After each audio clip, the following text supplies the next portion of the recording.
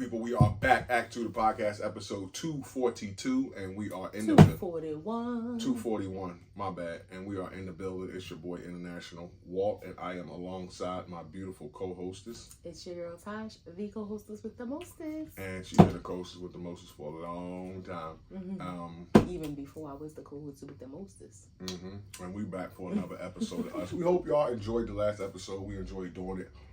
Shout out to the 10 million listeners. We're trying to get it up to 11. Appreciate y'all. Keep running that money up. We here. Let's get right to the show. Yes. How are you? How are you? Let's go. Let's start with you first, baby. How are you, Mr. 48? I'm good. You good? Yeah. Mentally, how are you? Give me a number. Rack it up. Mentally, I would say I'm a 9. I thought work was going to go left. The situation I had yesterday, it didn't. Work's a 9. I feel good about that. Finance is always an 8. Leaving a bucket for God to pour into so I can dump out the other way. Mentally, no, not mentally. You skipped work. You said that, but okay, go ahead. No, I was. Yeah, work, finances. Finances is an 8. That's where I was at. Work is next. That's a 9. Mentally is a 9. Physically, I feel, Lord have mercy. I want to say 8, but I'm more grateful than that, so I'm just gonna say 9. But my body is killing me. Like we was killing the gym this week, working out. Got her throwing the weights around. Got her, on the bench doing some presses. So we just been in there kicking ass all week, and yeah, it's been fun. It's been fun and hurtful. But, I'm good. How are you? So good. I am doing good. Magnificent. A couple hours ago, I probably would have said I was an 8. But right now, I'm feeling like a 9. So I feel really good. And then, which is, all attributed to... Let's show some love. My peace. Well, I was going to get there. Okay. But I can say it. Today's my grandma's birthday. Happy birthday, Shirley Armwood. Yeah, she would have been 83 as on the day that we're recording this. She did that. 83. 83 years old. And when I thought about it initially, I was just like, damn, thought about it for a minute too long in the waterworks.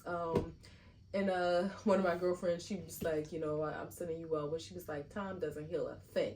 And I am in agreement with that. People say that time heals all wounds. But what I will say, through therapy, I have learned how to feel my feels and get through those moments. Because, yeah, it hurts like it did then. And sometimes it hurts a little bit more. So... Say more words. Explain. As you go through different things in life, it hurts a little bit more. My grandma passed. Like more achievements and stuff, things that you wish you could have shared with her. Yeah, achievements, vacations. When I see a garage sale, it's just certain moments I might be feeling. I might be going through a stressful moment, and she may not have had a solution, but just wanting to be able to maybe talk to her about things, maybe seeing things on TV or something. So I never heard that put like that before. Most people use the cliche of time heals wounds, or the space gives you time to maneuver around that. I've never heard anybody say it got worse. So at moments, if sometimes it feels worse than it did. My grandma passed away in 2003. I was 22 years old. I am 44 years old now, and there is so much of my life that I wish that she could have experienced. Yeah. And it's one of them things. It's like people die, right? But you think like your grandparents are going to die when you get older. And Lord knows, I know people have had worse situations, but I've learned not to minimize my feelings because somebody else's may be worse. Theirs is bad, my feelings are still valid.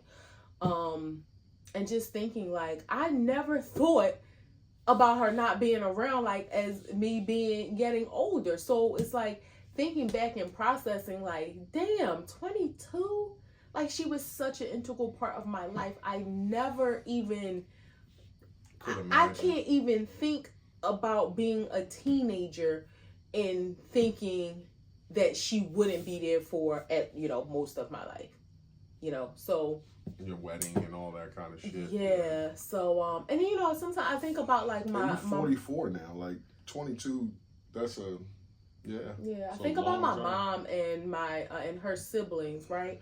Like I said, when my grandma passed, my mom she was younger than I am now. You know, this is my grandmom, and it hurts like this. And just to think, like, damn, she lost her mom. Her sister was not even 40 yet. Her brother was in the middle of them. So, you know, some people lose their parents much earlier in life, but just to think at that age and, you know, to lose your mom, and, you know, it allows me to give them a little grace for the grief that they may feel as well. So I hope on today, you know, I send them spiritual well wishes, you know, mentally. But with all that being said, I thought I was okay when I thought about it, and then I thought about it for just a little bit too long, and which is part of my problem with grief, that I try to ignore it, and he knows, and it's bad. Like, as much as I love my grandmom, I love my grandpop, and them both being gone, I try not to think about them. And I know that's probably not a healthy way to grieve them, but it's a safe way for me. But how can you, though? Because you never experienced the grief. If you try to not think about them or ignore the fact that they're gone, like that feeling of they're gone, like that's the shit you're supposed to be going through. No, I do feel it in the moments that I feel it, but most of the time I suppress it. I know, and that's what I'm talking about. Like, that's not a good thing. Because I don't want to like be crying every day. And I could cry every day if I think about it. I'm sure you could. I can relate, so I'm sure you could. I'm not going to sit here and say you couldn't. I know I can cry every time I think about my Nana. And it's weird because I got emotional the other day just hearing Denzel Washington say to Spike Lee, I never had a grandma. And that shit just hit me. Like, he was like, and I'm thinking of who he is and what he become. Mm-hmm. And I'm thinking, damn, how integral my Nana was and the stuff that I learned from her. The fact that you never had a grandma. He was like, not on my mom or my dad's side. They all died before I was able to meet them. He was like, but I never had grandparents. And I hear people talk about how good grandparents were. And we know what our grandparents meant to us. But just to think, damn, Denzel ain't never had no grandma? Yeah. Like, that shit hit me and was like, damn, bro, I had grandma. Like, we had grandma. You ain't never had a Nana? Yeah. And I think to myself now, you know, again, I'm 44. I know people that still have their grandparents. And, you know, if I don't have a relationship with my parents, I had 5 grandparents. On my mom's side, my mom, her mom and dad. On my dad's side, his dad, his mom, and stepmom, who was my grandmom all my life. His mom is still living, but I don't have a relationship with her. So I'm just out here, you know. I got my husband, I got my sisters, I got amazing friends, and I got my kids. But I was going to say, clean that up, talking about you just out here. Yeah. I just mean, like, as far as when it comes to family, like, I don't really have a strong relationship with anybody in my family except my sisters and the kids. But your number one family is sitting to the left of you. Absolutely. And that's who you have a strong bond with. 1,000%. That will never, ever, ever leave you stranded, hurt you, or walk away from you, or make you feel abandoned, or anything like that. 1,000%. I'm just speaking in terms of like generational blood family. So I'm not. Don't get me wrong. We pricked our fingers before. Yeah, it ain't no woe is me moment in terms of that, because I've accepted what it is and I'm grateful for who I do have. So that's without anything. But again, so going back to my mental, I'm a 9. I was an 8 because I, just thought about my baby a lot. And so that was that. Finance is an 8. Thank you, God, for your blessings and allowing us to be a blessing. Work is a 9. Work is extremely busy. And if I wasn't who I was, and I'm just patting myself on my back a little bit, I probably would be crumbling right now, because work is a lot, but I'm managing and I'm doing what I know, I'm supposed to do, and I'm handling it to the best of my ability, but I'm not letting it break me. And then physically, I'm going to say I'm a 9 as well. I hurt, but I like to look at it like it hurts so good. It don't hurt that good, though. It hurts bad. But it's like, while you doing it, it feels good. And it's crazy because I have been lifting more weights with him than I ever have. And it's something about the weightlifting. I leave the gym feeling energetic. Like we do our cardio and then we do some weights and stuff, and I leave the gym feeling really like today I left the gym feeling great. Throwing around them weights work. It's cardio in itself, and it's dead weight. And it keeps your body, from what I read, like when you lift weights, it keeps your like you keep burning even after you stop. So, which is good. So, yeah, that's how I am. What's your whys and woes for this week? My woe, I'm just gonna say I was worried about my sis. She was going through some medical stuff, so I was super worried about her. And the what shocked me was how the kids reached out to me, in you know, like in their little time of need and stuff like that. That shit warmed my heart. So, just not feeling like down about it, but just wishing in the inside, like I could hug them or be there for them to see them, because they were really distraught that their mom was, you know, was going through something. So that was my woe. My wow is that God blessed us and she made it through, and she's all right, and she's laughing and she's smiling, and the kids are better. And yeah, so that's just my wow and woe. My perception on family has changed. It's like if oh, Jesus Christ.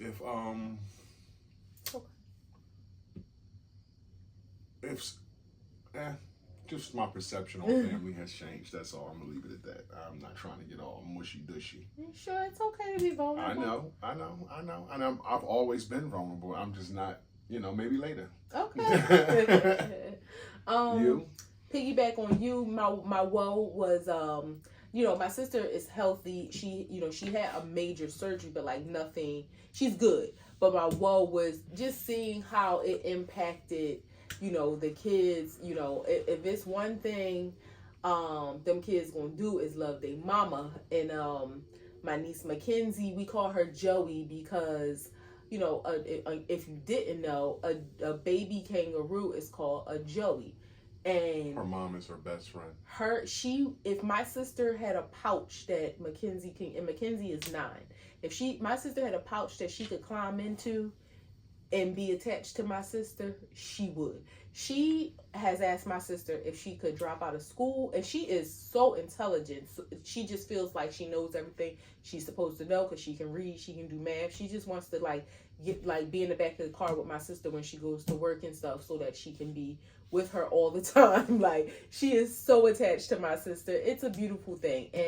But in the moment of my sister not remembering, she was distraught.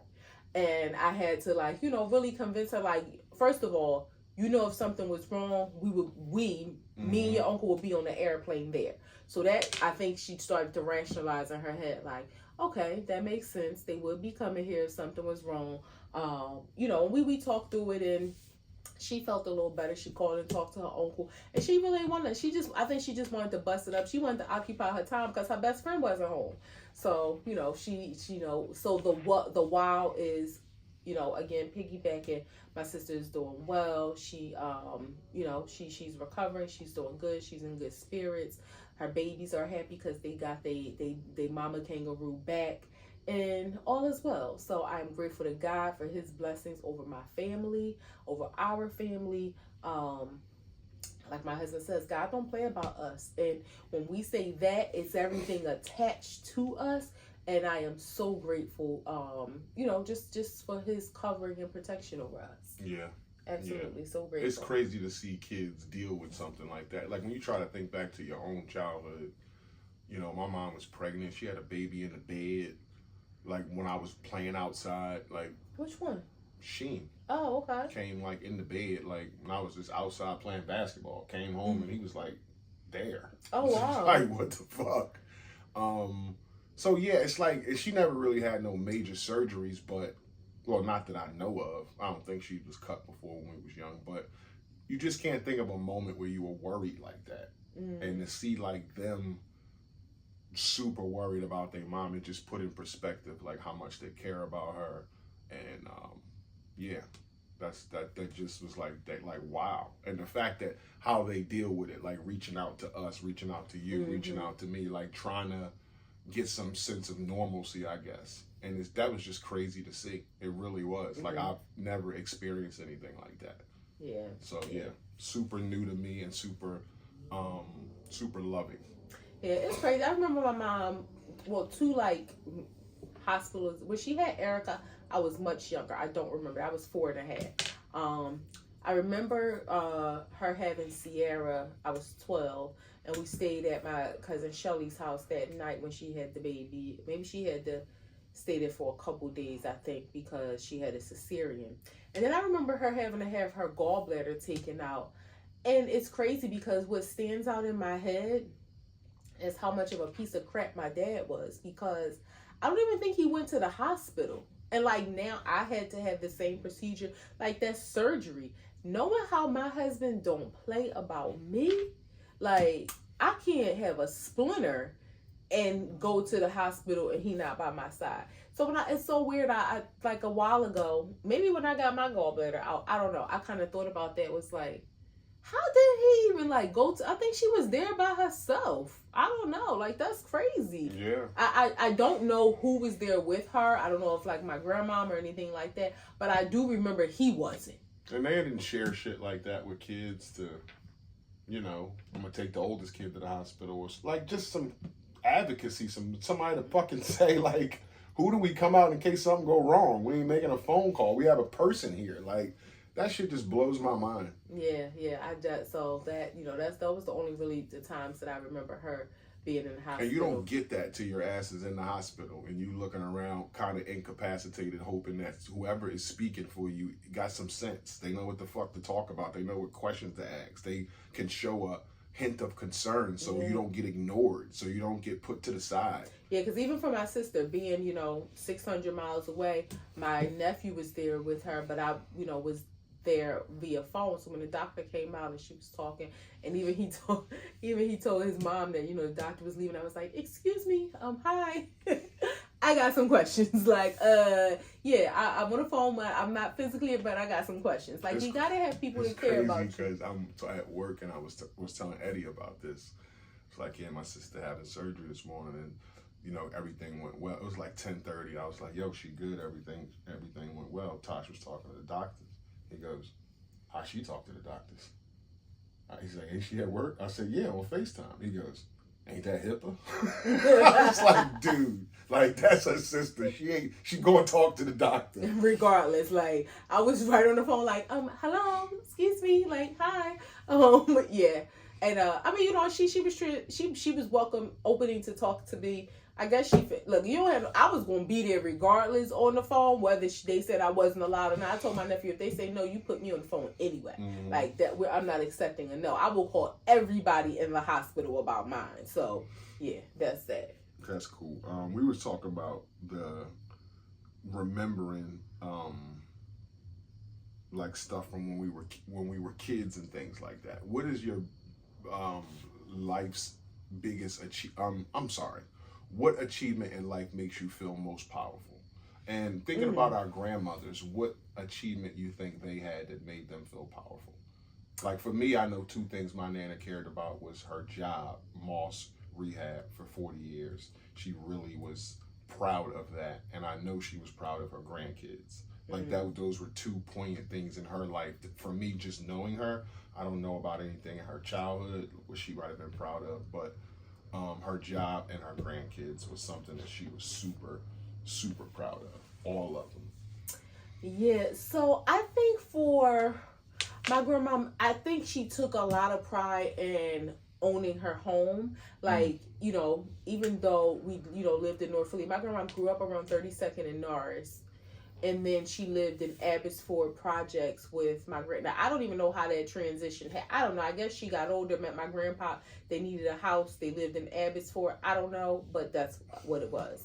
And then we moved to North Philly, and then they moved there after, probably like a year or so after we did, but they owned their home. And I think that generation, it was like, that was important to them.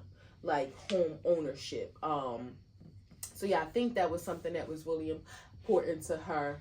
And then my grandmom had a daycare business all of her life. Now, when I say it's like a home daycare, but this is not like, the babysitter up the street. I don't know if this organization is still around, but it was called Associated Daycare Service. Like, it was kind of like a umbrella organization, and then how people had daycares in their house. She was licensed, credentialed. She had to go through, like, how you got to go through OSHA and all that kind of stuff. Mm-hmm. I don't know if it was OSHA, but like it was certain days where like the daycare had to be closed because she had to go to different trainings. She had a cork board, like when you walk in her house in the vestibule, that had like, she probably had to post it, but had like her certificates and stuff. Like she had to do CPR and first aid, whatever training she had to do.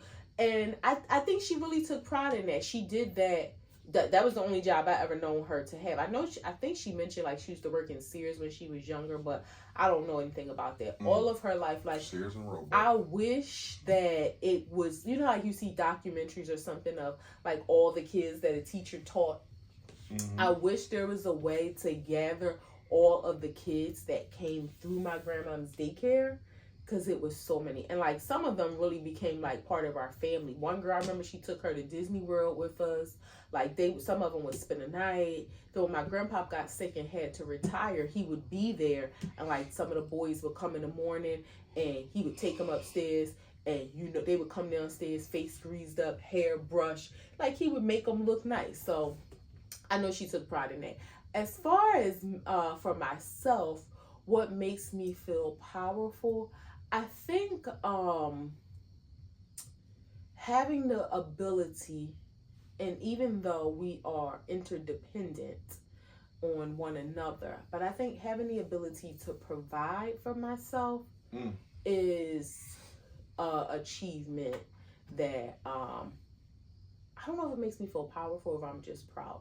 Because, coming from, when they talk about breaking generational curses, coming from, a family, and I'm talking about my parents, so not my grandparents, but a family where, there were economic struggles. You're not supposed to be here. Where we lived in. Statistics, Shay. You're supposed to be on the pole or have 5 kids. Or just struggling the way that they struggle, So I think being able to break all the stereotypes of what was there, and not just where they were physically, but the mindset. Like my dad had, I don't know who he is now, but he had such a impoverished mindset as well. Like there was no aspiration for more. I remember we lived in a house that was rented.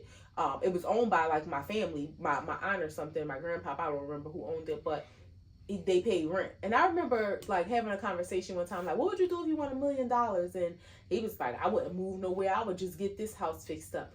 And I remember even as I probably was like a teenager. Yeah, and it was like, this ain't even your house. Like, what you mean you wouldn't move? Like, you would stay here and get this fixed up? This ain't yours? Like, can we go somewhere with a patch of grass? Like, a tree, a driveway, like something. Some sense of safety and security.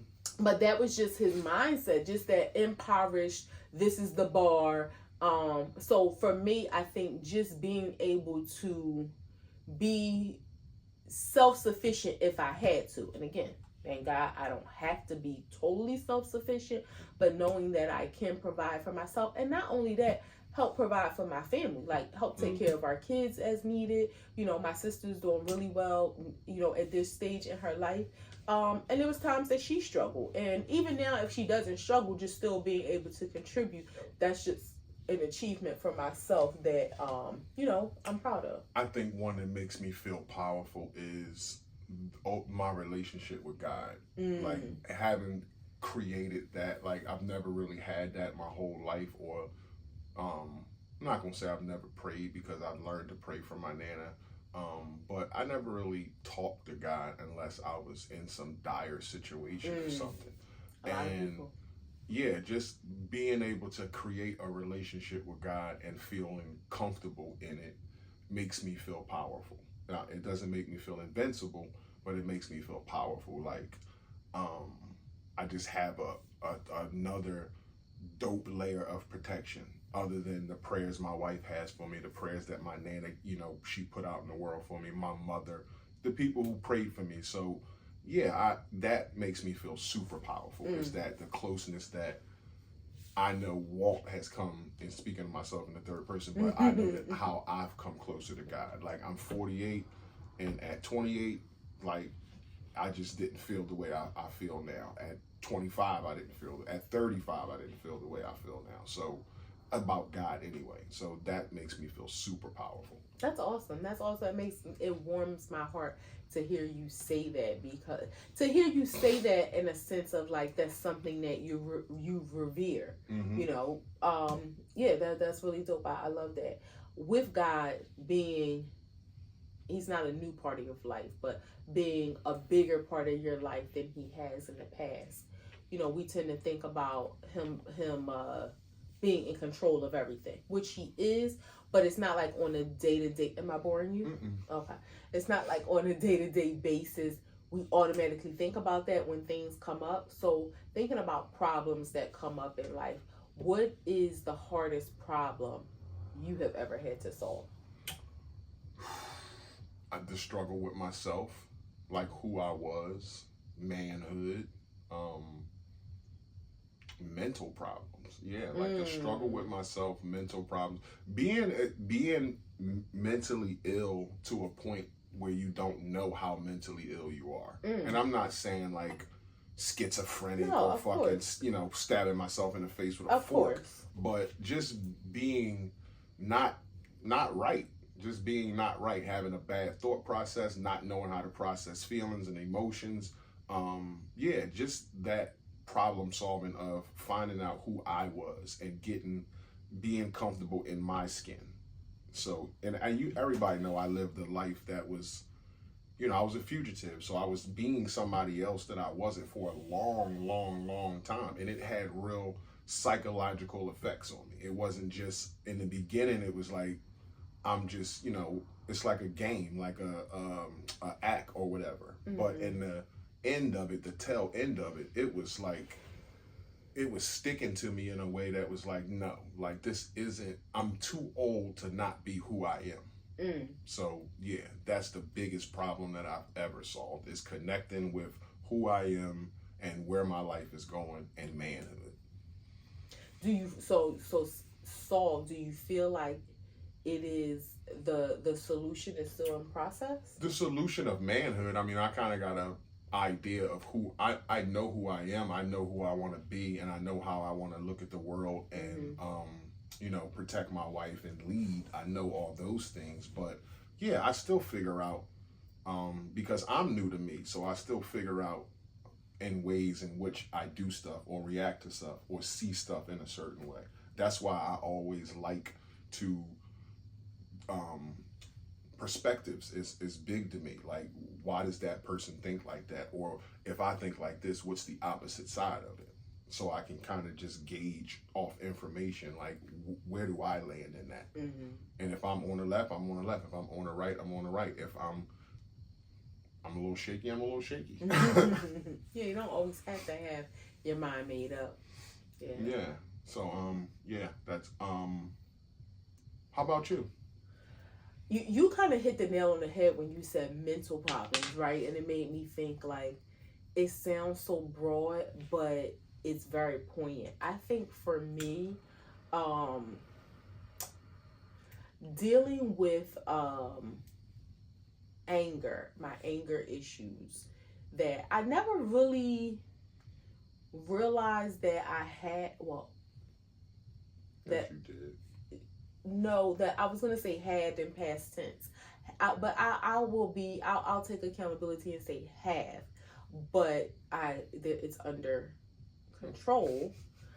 Why are you laughing at me? Just the way you talking, that's all. Because I'm trying to be honest. I know. Yeah, I'm trying to be honest. So, and being able to manage, like anger management, being able to manage and being able to manage or identify the triggers. Where, what was first identified, my husband was like, you need to figure this out. And I realized it was one of the things I learned in therapy later on was that anger is a secondary emotion. It's something else that drives it. I think initially what was driving it was sadness and, not being able to have children.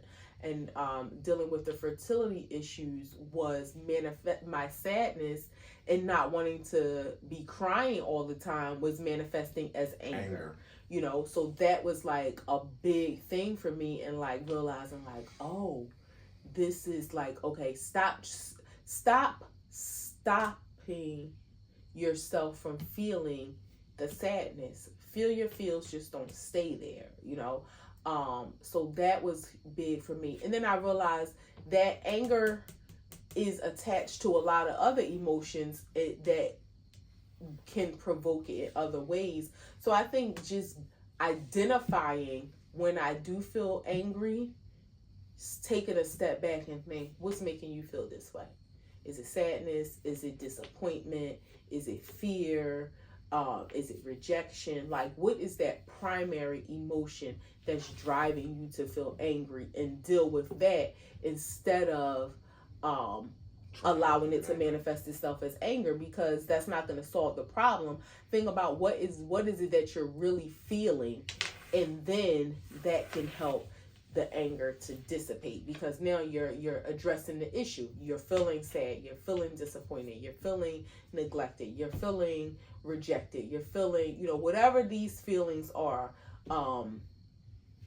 So for me, being able to and that was manage. A really, really big thing for you. I'm super proud of you for that, because I know like how it affected you. Like, I remember those days. Yeah. And I remember the days not knowing. Right. And it was like, what was wrong with you? And then I do remember the days when I did know, and it was like, I got to give her grace for this, and I could identify it. But when I didn't know, it was just like, how the fuck can you be so mad or so angry in a, you know, like, yeah, like I just wasn't, like, that's not the energy you ever give. Mm-hmm. Like, you're fruitful, you're fun, you're smiling, you give off a great energy, like you command a room. And when you're angry, it's not a good thing. It's like that energy don't belong to you, or it's just not of you. Not saying like you can't get mad, you're a fucking human, but it's just, for me, and just knowing you, it's like, nah, like, she can't be like this. Like, she can't be I don't like like to feel angry, and this might sound crazy. I don't like to feel angry because I feel like I'm a dangerous person in that moment.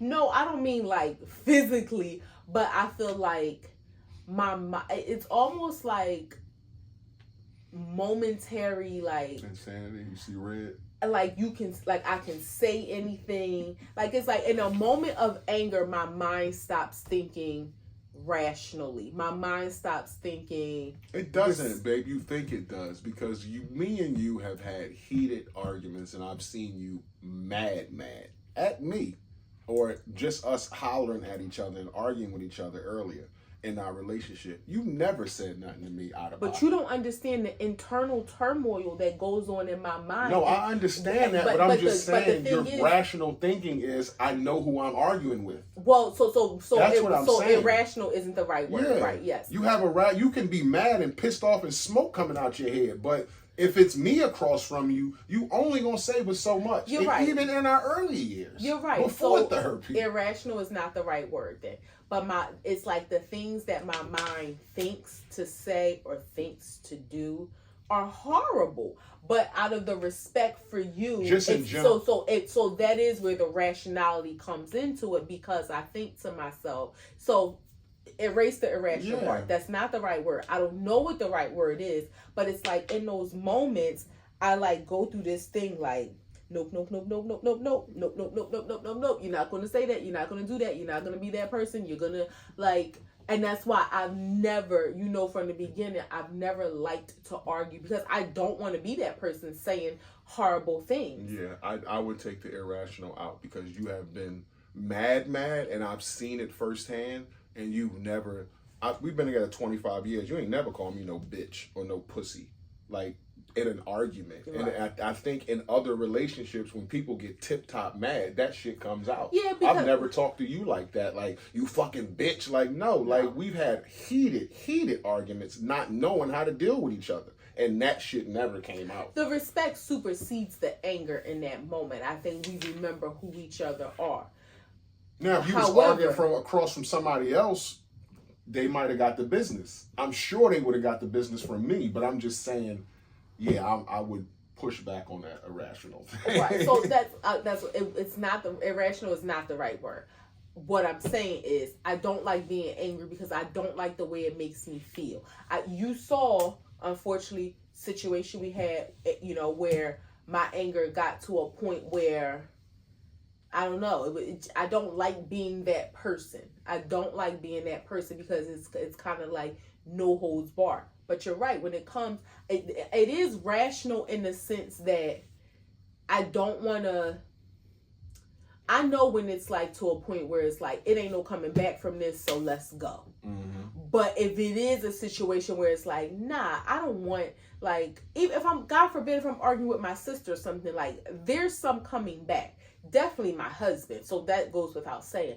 But if it's a situation where I know there's no coming back from this, so it's whatever, then it's up. But I don't like being that person. I don't like how it makes me feel. Because like you said, I think you mean that with people that you know, because you know things about people that you know. I think if you was arguing with a stranger, there's not but so much you can say before a fight's going to break out. So you're not going to say like what's the most vile shit you can say to a stranger, a person you don't know. But I get the feeling of arguing with somebody you do know, because it's like, I know shit. I could say some foul shit that hurts your feelings right now. But it depends on what I see. Mm. Yeah.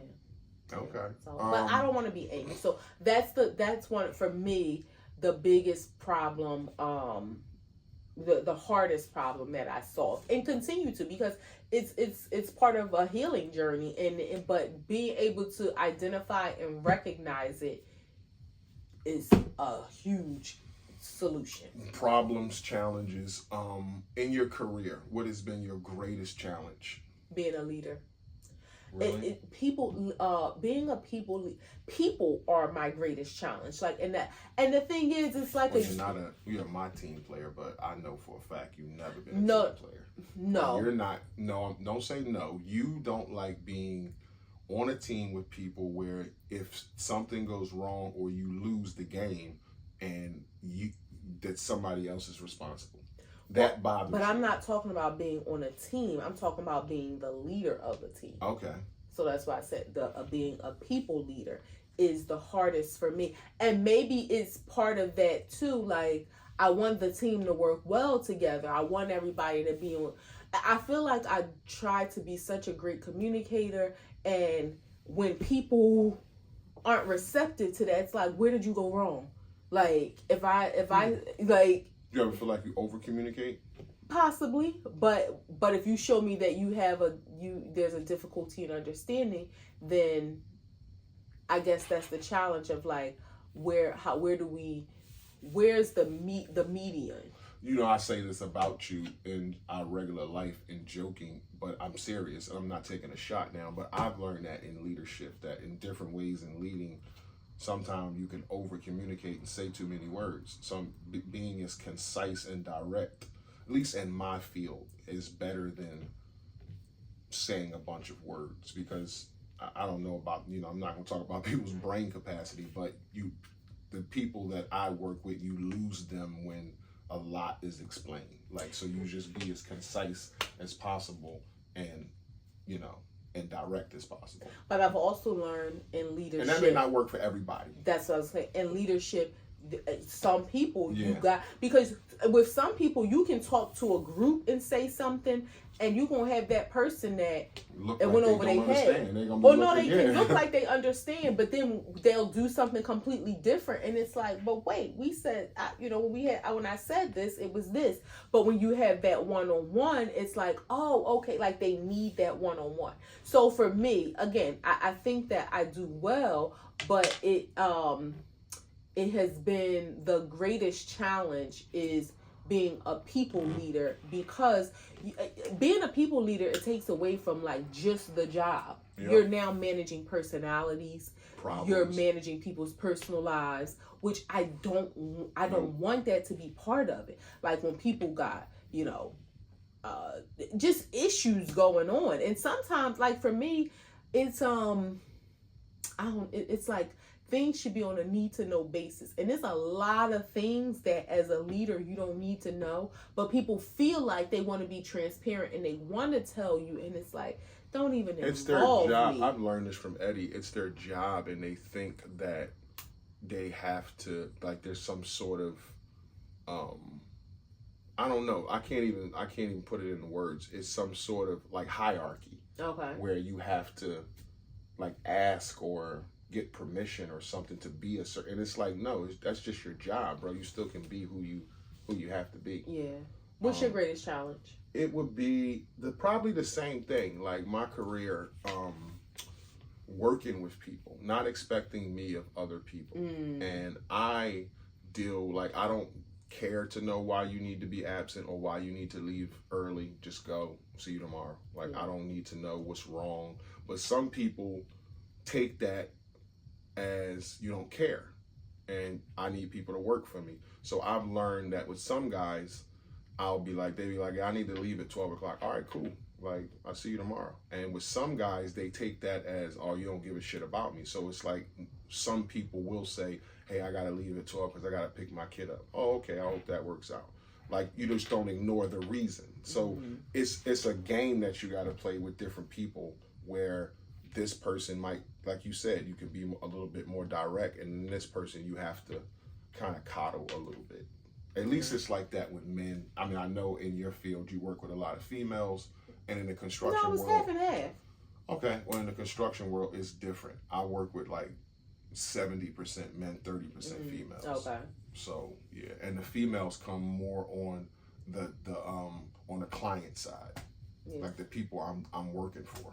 Yeah, I think in my career too, it's definitely half and half, and it's a personality thing because I find different challenges with men and women. Like, you know, some men you can be like, you cool, everything all right, yep, everything good, all right.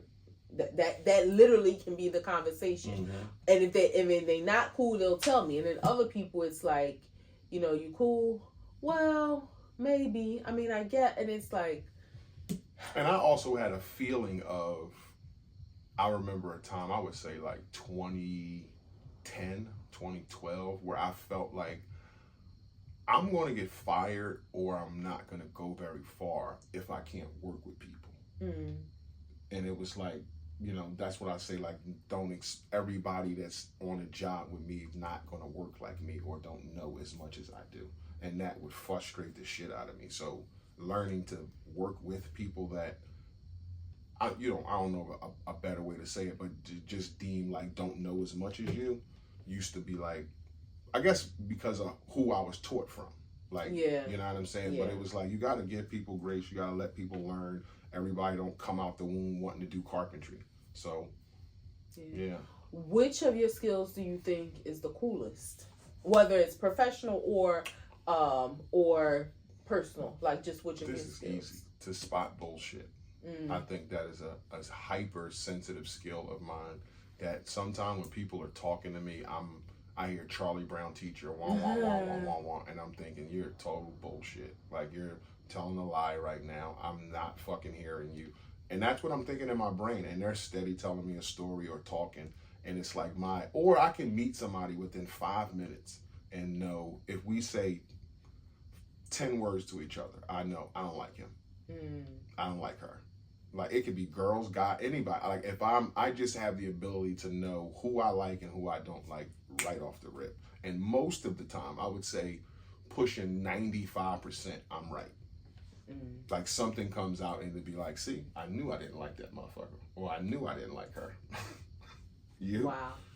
So initially I was going to say, just my authenticity, but I don't know if that's really a skill or if that's just a character trait. Yeah, it's not a skill. Okay, yeah, because like I just I am who that's I am. That's a character trait you tap into and do it very well. Personal life, like I just am who I am all the time. So if we're talking about skills, I would say I can read people really well.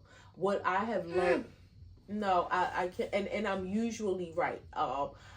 What I've learned to do too, and it always, it's funny because it always comes out. Me and one of my colleagues, you know, when things go down, I tell him like, didn't I tell you, like, this person, like, people with, if it's like work is their social life, or they just are like needy for you to be their friend, or this person has ulterior, like what I've learned to do is let people talk, because people will tell you who they are. Yep. People will tell on themselves. You can learn a lot by listening to what people say, what they say about themselves, what they say about other people, you can just learn a lot. Like, there's been situations where I've said, you know what, this person has no friends at home. They come to work for their social life. They have broken relationships here. And this is why when they come to work, they create chaos, because they feel like they want you to be their friend, and they don't just want you to be their coworker. And because you only want to be their coworker, they're creating all this chaos. And it's like,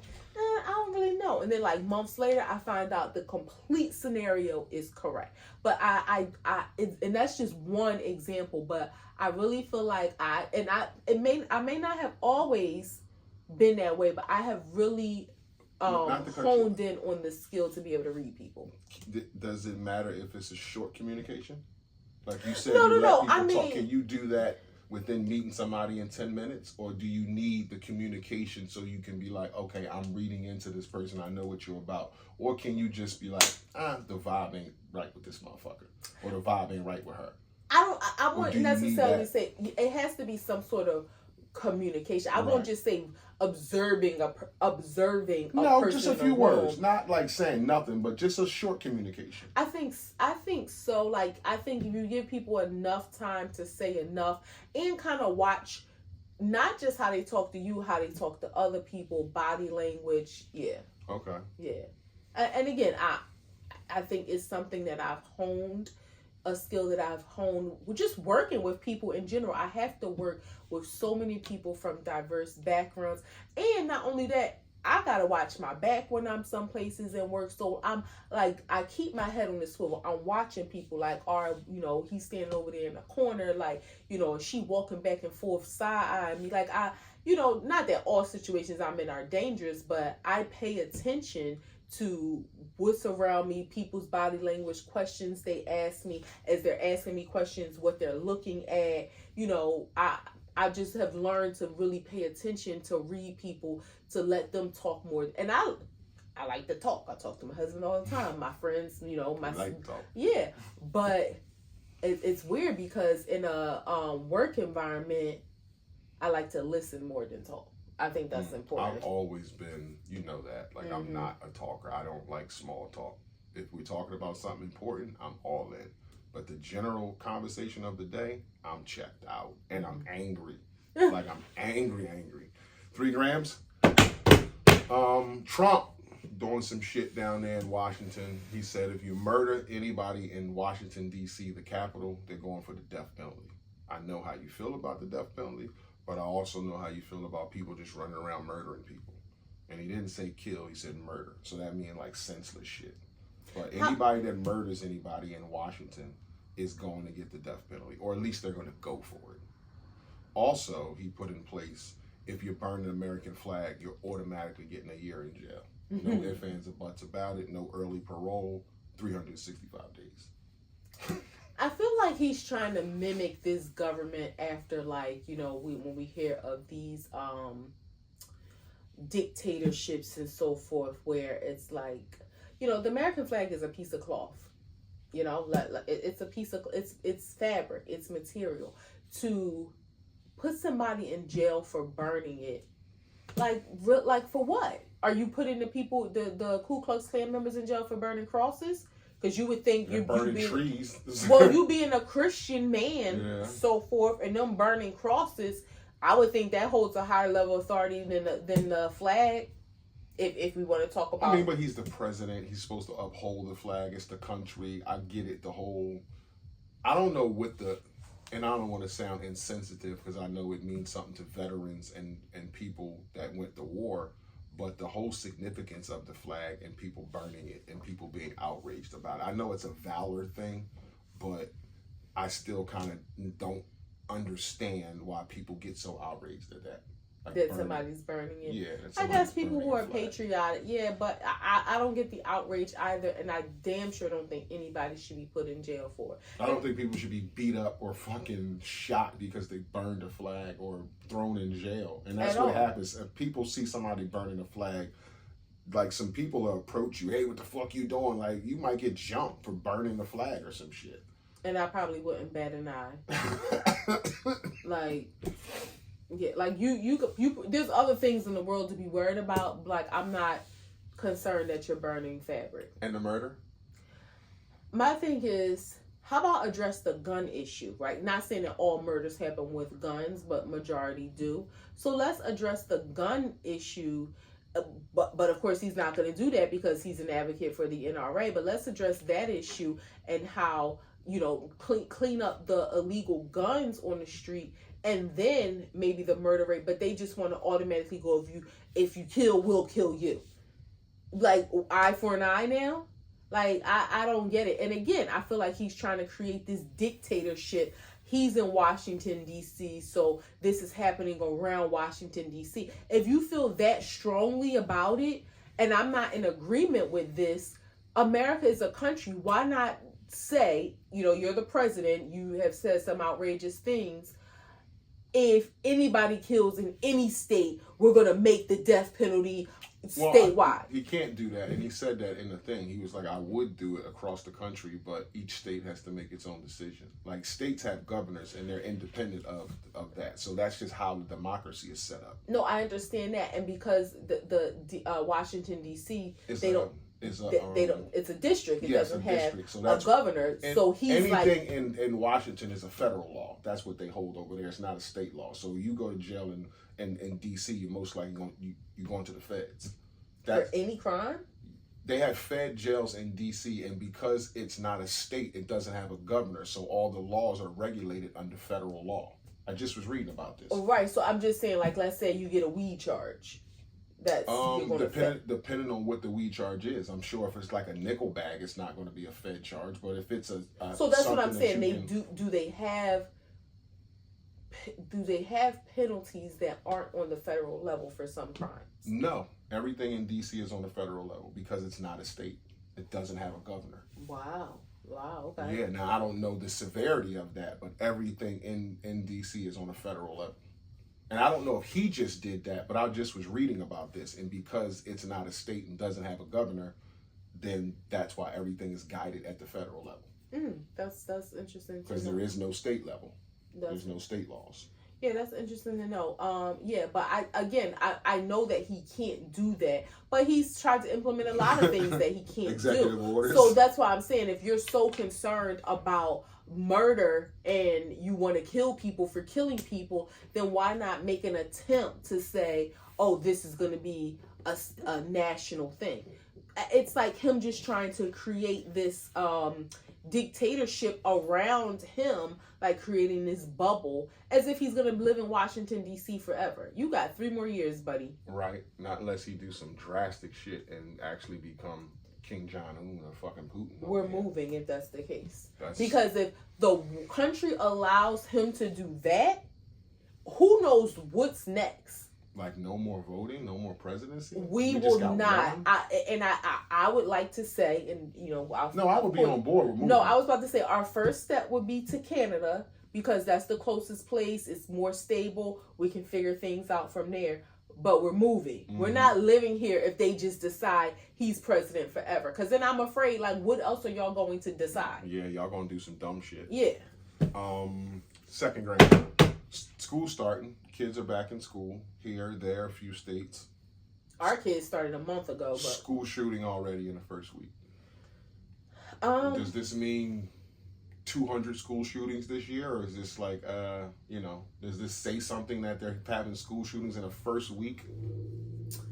I think it's just more of the same. It's almost like, the truce the drug dealers used to have on Sunday. Like, it's church Sunday. We ain't shooting in the morning, but it's school the first week. We can't shoot it up. Even if I am a crazy kid who wants to, they pick on, like, I give it a month or two, but the first week of school. Same poop, different day. I'm not surprised. I mean, it's like the boy that got killed on Mother's Day on his way to see his mom. Like, you know what I mean? Like, it's like like I'm not surprised by any crimes that happen nowadays. Which is part of the reason why I was so happy I was telling some friends, like, on vacation, how we disconnected from the world. Like, coming back home, we were literally like, hope the country's okay, because we ain't looked at no news, like, we ain't looked at a timeline. Like, I sincerely hope everything is okay, because I'm sure my sisters would have called me if, like, something drastic had happened that, could potentially affect us. But so I say that to say, as far as the news, the shootings, the murders, the killings, everything, nothing surprises me. So I don't think it's indicative that, it's going to be a higher number, but you just never know. You never know. We're looking at a situation where eventually, I don't know whether the government will do it. I don't think so, but parents might do it. Parents might say enough's enough. And you got these commercials of going back to school where they're showing kids trying to use their supplies they got to protect themselves. Yeah. Socks and pencils and cases and all this shit. Kevlar Could it be like no more public schools? Well, this wasn't a public school. That happened at something that was a Catholic school. So, I don't think the type of school matters. It's happened at colleges. I don't think that matters. Yeah. And the thing is, I was thinking of a more privatized thing, like, hey, if you can't afford to send your kid to school, then your kid just get homeschooled. Like, you do the best you can. I don't think it matters, because then that's attributing the gun violence to a social class, which I don't think is the case. I think these these school shootings are happening across the board. I don't exactly know the economic status of, like, the kids that lived in Columbine, Colorado. I don't know anything about Columbine. They were affluent, and I would agree that white kids have more guns than we think. Like, they have legal guns now, but I can't. Again, the flip side of the coin is, it's a lot of guns in urban neighborhoods. Yeah, but we don't hear of school shootings. The school shootings we hear about aren't at the urban high school. Right. Now, don't get me wrong. There have been shootings outside because of fights or people being targeted. But random shootings where somebody's just walking down the hall. Like they want to kill students. Shit like that. The kids in Newton, the kids in Uvalde, There's Texas. Been fights outside where people shot in crowds and groups of people have gotten shot. But there hasn't been any black kid I know of walking down the hall saying, this a list of names. Ding dong Dixie, we're shooting down the teachers. I'm killing 10 teachers and 10 kids. Yeah, so I don't think the type of school, private versus public versus Catholic versus charter. The only way I think the kids won't get killed in school is if they're all homeschooled. And then what have we done to a society? Desocialize them. Yeah, we seen what happened with COVID. Them damn kids I think that's even more of a problem, because social media has desocialized them. Now you're going to take them away from the little bit of people they are around. Yeah. And keep them in the house. And that's going to be like a COVID long term. Social media there's some duplicity there too, because it gives you a false sense of socialization because you're on a timeline, you're scrolling, you're seeing people, but you're not really being with people. You're not really talking to people. You're not really, having a conversation. You're not hugging people. You're not laughing. You're typing LOL. Like, it's weird, because it's created this false sense of socialization, and people go into these bubbles, and when they do decide to peek their head out, they're weirdos. Just think, though, and you were used to be in front of somebody and go and laugh at the story. Now, you're right. Now you just go LOL. Yeah. And you're not really laughing when you type that. You just go LOL. Yeah, you probably didn't. But if the person was in front of you, you'd be like cracking up at the story, how their facial expressions, how they're telling you the story. Like, all that's the part of the interaction. I think for this might sound crazy. I think our generation, let me say this in reverse. I think the younger generation probably physically laughs less because they read stuff. And you know how you might and write LOL. Where me, I could be scrolling on TikTok and tears running down my eyes laughing at something. But I think the younger kids, they probably just are used to like a LOL and just keeping it moving. Last gram. Boosie, my man Boosie. Where Boosie been? I guess he been dealing with this court thing. He pled guilty to his gun charge in San Diego. And we both know California and New York don't play about guns. But he pled guilty. He was on death row before. He's a 2-time convicted felon. He's facing 15 years. Wow, and he just had a baby, another baby. And he was in a situation where he couldn't fight it because he would end up with 40 years. So just go ahead and plead guilty. And in California and New York, you will go to jail if you caught with a gun. No doubt about it. It just matters how long. And him being a person that was locked up for murder before and, all the cases he had before, it don't bode well against him. That would be sad, I think, if he went away for 15 fucking years. I mean, that's just crazy. It would be sad, and although, I don't want nobody to go away for 15 years. No. Some may say the punishment doesn't fit the crime. However, I have to say, when you know that you have that potential hanging over your head, why do the things that could get you in jail? Why do them? Just why do it? You know what could happen if you get caught. Now, he may say, I done been in California 17,000 times with a gun and never got caught. But just the fact that if you could, this could be the result, then why do it? Yeah. Like, no matter if it's fair, if it makes sense or what, that part is null and void because the fact it is what it is. When people like him gonna say protection, I gotta protect myself. I am who I am. I'm in California. It's gangs. You see what happened to P&B Rock, to people like that. Like, I gotta protect myself. And if you of that ilk, which he is, and in the street, if he wasn't a street dude, then you would think, okay, you ain't a street dude, you ain't gotta worry about nothing. But if you're of that ilk and you're in them places and around them dudes and protection. I say it like this, then do it the legal way. Hire a armed where you going? Nowhere. Hire armed security. Like, if you have to be somewhere where you have to have protection like that, but having protection could get you in trouble, then find a way to do it without getting in trouble. Because, you want to make it home to your family. You want to make it home to your kids. So you got enough money. Am I boring you? Nope. You got enough money to hire armed protection, armed security. Then do what you got to do to make sure that you make it home to your kids, not only by not getting killed, but also not going to prison. Mm-hmm. That's just as important. So again, right, not right, fair, unfair, it's the law, and you should have done a better job of protecting yourself from prison, not just from the streets. That shit is crazy. It's almost like when you look at it on paper, it's an easy decision, 40 years, 15. But man, to swallow, like, even if I don't get 15 and y'all give me 12, like, god damn. If y'all give me 5, like I'm living my life, like, who wants to go sit in jail? Like, who wants to go sit in jail? I was working today with men who have just been released from prison, some as recent as yesterday, and just seeing the hardness on these men's faces, like how much it aged them, seeing men who were 2 years younger than my husband but looking 15 years older, and having to look again like, you said 1978, like, my husband was born in 1977, like, you look 58 and he just turned 48. Like, I mean, it just seeing, it's like the misery. The one man was telling, because this was a halfway house, and he was saying how horrible it was there, and he's like, this place needs to be burnt down. And I'm thinking, and he was telling me I was here a year ago and it got worse, and I'm just thinking, well, what did you do to bring your ass back here? Like, it wasn't bad enough because you done went back to jail and you back here,